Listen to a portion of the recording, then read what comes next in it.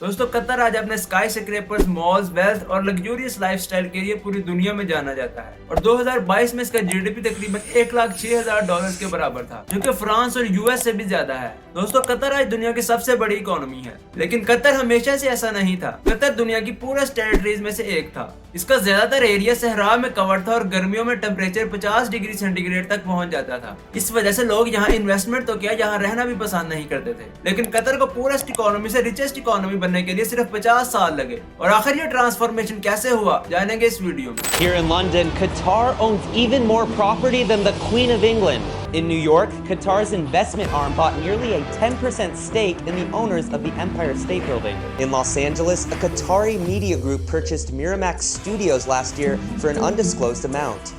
Qatar has also been investing heavily in a range of European businesses. The country holds a quarter of British carrier IAG.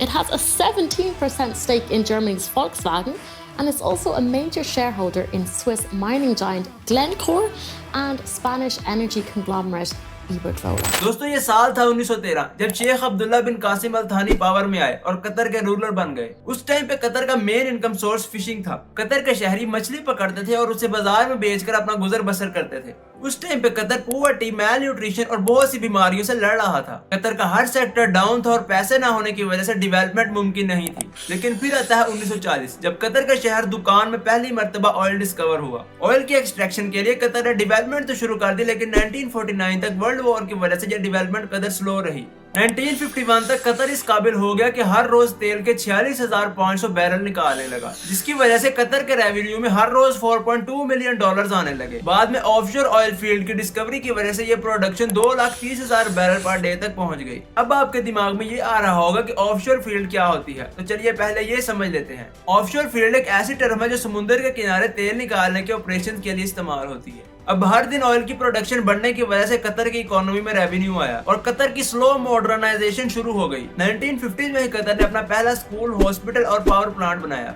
अब Qatar में अल थानी family और strong हो गई और उन्हीं के फैमिली मेंबर्स गवर्नमेंट में हायर पोजीशंस पर आ गए। 1971 में दुनिया के सबसे बड़े नेचुरल गैस के रिजर्व, जिसे साउथ पास गैस कंडेंसेट फील्ड कहा जाता है, पर्शियन गल्फ में डिस्कवर हुई और ईरान और कतर उसका प्रॉफिट शेयर करने लगे। 1980 में ऑयल प्राइस के क्रैश की वजह से ऑयल मार्केट डाउन हो गई, जिसकी वजह से कतर की इकोनॉमी भी स्लो हो गई और 1995 तक कतर की इकोनॉमी चल तो रही थी लेकिन इंप्रूव नहीं कर पा रही थी। फिर हमाद बिन खलीफा अल थानी पावर में आए और कंट्री की इकोनॉमी के लिए एक नई डायरेक्शन सेट की। उन्होंने यूएस के साथ अपने रिलेशंस को बेहतर किया और उन्हें अपनी रीजनल मिलिट्री बेस कतर के शहर अल उदीद में एस्टैब्लिश करने की इजाजत दे दी। अल उदीद एक ऐसा शहर है जो कि कतर के कैपिटल दोहा के बिल्कुल साथ है। इस तरह उनके कैपिटल सिटी को यूएस मिलिट्री की सिक्योरिटी मिल गई और फिर उन्होंने कतर की लोकल इकोनॉमी को इंटरनेशनल इकोनॉमी में बदल डाला। सबसे पहले उन्होंने अपने नेचुरल गैस के रिजर्व पर वर्ल्ड क्लास फैसिलिटीज प्रोवाइड की, गैस निकाली और इसे एक्सपोर्ट करना शुरू कर दिया। आज कतर में तकरीबन 14 लिक्विड गैस कंडेंसर प्लांट्स काम कर रहे हैं, जिन्हें कतर की गवर्नमेंट ने मुख्तलिफ इंटरनेशनल कंपनीज के साथ पार्टनरशिप करके एस्टैब्लिश किया है। 1996 में कतर ने अल जजीरा के नाम से एक चैनल स्टार्ट किया, जो कि बाद में अपनी प्रोडक्शन और एनालिसिस की वजह से अरब वर्ल्ड का सबसे बड़ा चैनल बन गया। 1998 में कतर में एक एजुकेशन सिटी बनाया गया, जिसमें 6 अमेरिकन, 2 यूरोपियन यूनिवर्सिटीज के साथ साथ मुख्तलिफ रिसर्च सेंटर भी एस्टैब्लिश किए गए। 2005 में कतर ने अपनी एक इन्वेस्टमेंट अथॉरिटी एस्टैब्लिश की। इसका मकसद ये था कि तेल की एक्सपोर्ट से आने वाले पैसों को दूसरी जगह पर इन्वेस्ट किया जाए, ताकि कतर के लिए ऑयल के अलावा दूसरी इनकम स्ट्रीम्स भी खुले।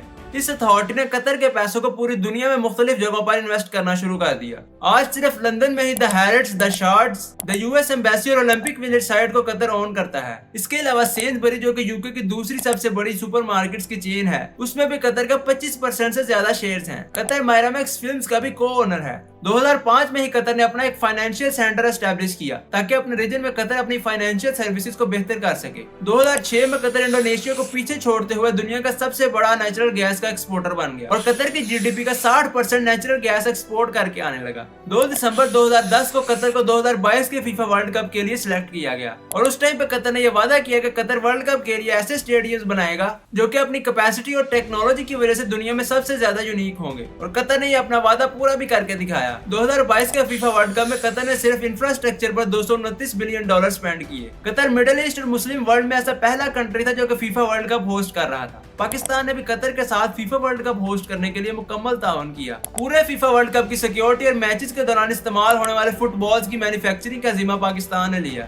वर्ल्ड कप की हिस्ट्री में ऐसा पहली दफा हुआ कि ओपनिंग सेरेमनी कुरान की तिलावत से शुरू की गई। मुस्लिम कंट्री होने की वजह से अल्कोहल और दूसरी हराम चीजों पर मुकम्मल बैन लगाया गया और इसी बैन पर एहतजाज करने के लिए बीबीसी ने वर्ल्ड कप की ओपनिंग सेरेमनी ब्रॉडकास्ट नहीं की, जिसकी वजह से बीबीसी को बाद में लोगों की तरफ से अच्छी खासी सुननी भी पड़ी। दोस्तों, कतर ने अपने आप को ऑयल और नेचुरल गैस के रिजर्व्स की बेस पर डेवलप किया और आज पूरी दुनिया में कतर की इन्वेस्टमेंट्स हैं। दुनिया के दूसरे कंट्रीज के पास भी कतर की तरह फॉसिल फ्यूल्स की भरमार है, लेकिन बात है सिर्फ उन्हें यूटिलाइज करने की। स्टेबल गवर्नमेंट, अच्छी फॉरेन पॉलिसी और अच्छी गवर्नेंस ने कतर को स्टेबल और डेवलप्ड कंट्रीज के लिस्ट में शामिल कर दिया है और आज कतर दुनिया की सबसे बड़ी इकोनॉमी है। कतर के ऑयल और गैस रिजर्व सालों तक इस्तेमाल हो सकते हैं और यही वो वजह है कि कतर हमेशा अमीर रहेगा। चलिए दोस्तों, आज के लिए इतना ही। अगर आप चाहते हैं कि ऐसी इन्फॉर्मेटिव कंटेंट सबसे पहले आप तक पहुंचे तो चैनल को लाइक सब्सक्राइब जरूर कीजिएगा।